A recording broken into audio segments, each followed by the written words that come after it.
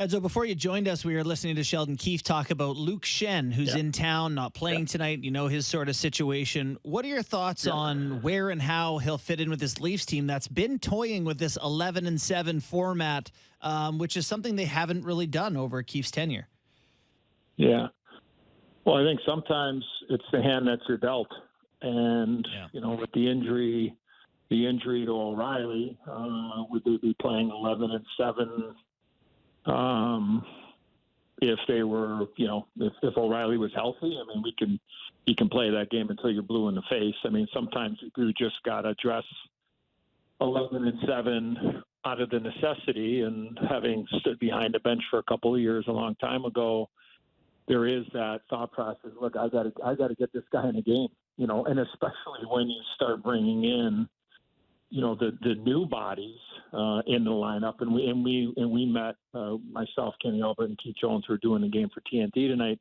We met with Sheldon this morning. We're going to get a chance to meet with Coach Bednar here shortly, but it is that challenge of not only getting guys in, and then obviously with Luke Schenn and his personal issues of dealing at home that he's had to deal with his wife, but at the end of the day, it's, you got to get guys in there, and sometimes just out of necessity, you're going to have to go to 11-7 if you got so many defensemen there. So I think it is what it is. And look, we all know what Luke Schenn brings. I mean, that's why there was such a high demand. I mean, I heard at least, 10 plus teams had been really kicking the tires on Luke Schenn, and you know what you're going to get. And he gives you a little bit of something that the Leafs,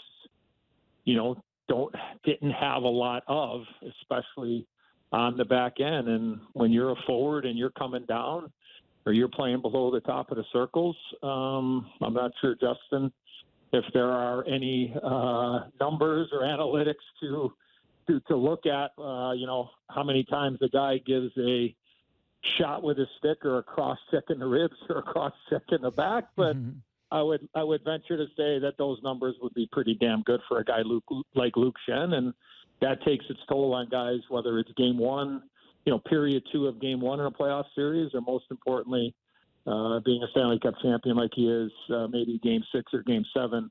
That has its toll, and you got to have your head on a swivel when he's on the ice, and that's a real positive thing. I think that Kyle and his staff addressed some major needs, but yeah, right now maybe it isn't. It's probably not ideal. I think if you talk to a lot of defensemen, they'd rather be in the lineup than sitting up with us watching the game.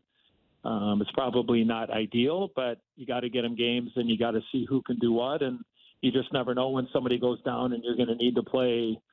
And just throw two new guys, throw Gustafsson and Schenn out there together, and I've got at least a game and a half or 2 games that I've seen them play, and I have confidence that they can play. Or you know what, I want to stay away from that combination and then figure it out from there. So I know there's a lot there, but I believe it's out of necessity sometimes. But then also too, it's like, okay, well, I got to get these guys in, and we'll figure it out from there when we get completely healthy, and then go back to our normal 12-6.